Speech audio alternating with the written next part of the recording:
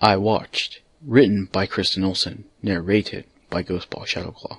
I watched as she danced down the hall, with her white nightgown flowing around her. I pretended I wasn't watching because I knew she'd be embarrassed if she saw me gazing at her. She sang quietly to herself as she continued to the bedroom. It was late, and she was tired.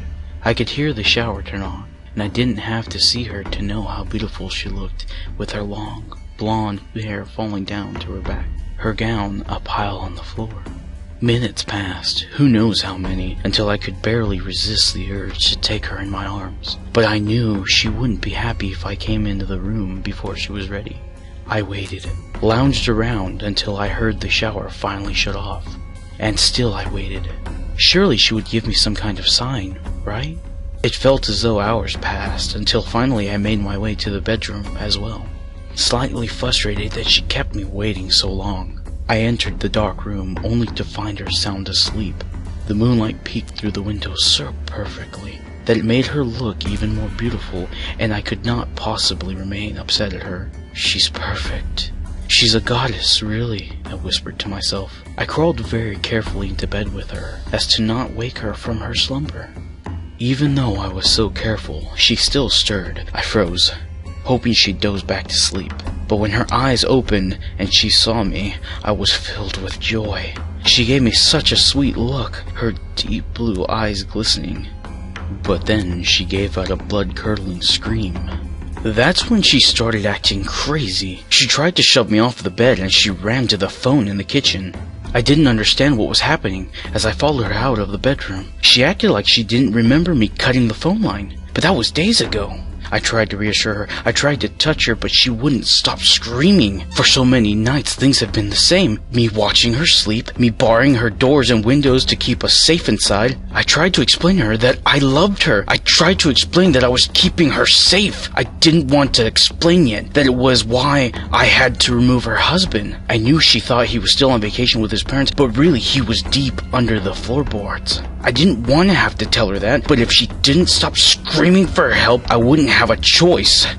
I decided that I should try another tactic first. All I have ever done is to protect you, I screamed. She stopped screaming long enough to look at me with tears in her eyes and say, I don't even know who you are. I am the one who has held you close at night, I screamed, getting closer to her. You are making me very angry, and that is a very dangerous thing to do. Why is she trying to push me away and over the edge? I thought to myself. You can't run away from me. We are both locked in here together. You have no choice but to love me, I told her matter-of-factly. And then, out of nowhere, she says, I will never love you. You are insane. I don't even know you. She still continued to make her way to the front door, as if I didn't already tell her that there was no way out. Suddenly, my old rage hits me like a ton of bricks. No, I tell myself, she still has time to realize that she loves me.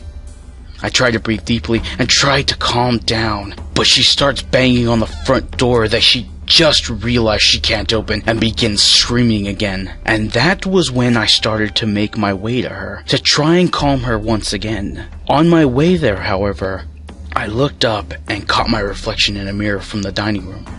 I could see my brown eyes were bloodshot and my face was unshaven.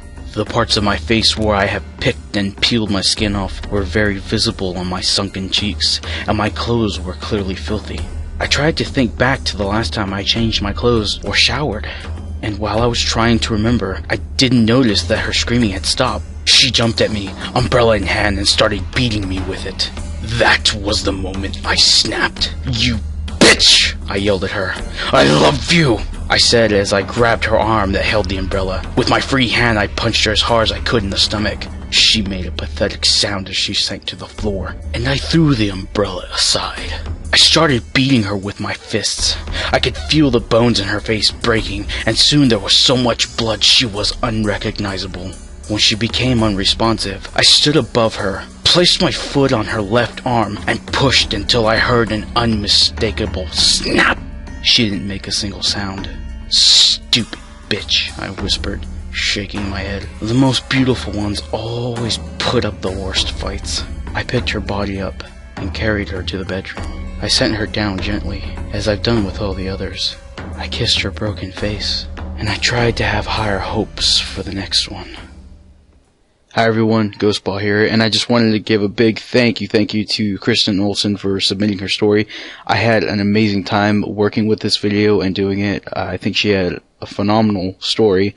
Anyway, I hope you guys enjoy it too. If any of you guys have any stories that you'd like me to narrate, please go ahead and send me an email. It should be in the link in the description below. Again, I really appreciate you guys supporting me, liking my videos. If you want to help the channel grow, again, please give that video a like, give my other videos a like, leave a comment in the section below, share with your friends, and be sure to subscribe so you can catch my future content. And remember, Ghostpaw is always hunting, and he might just be hunting you.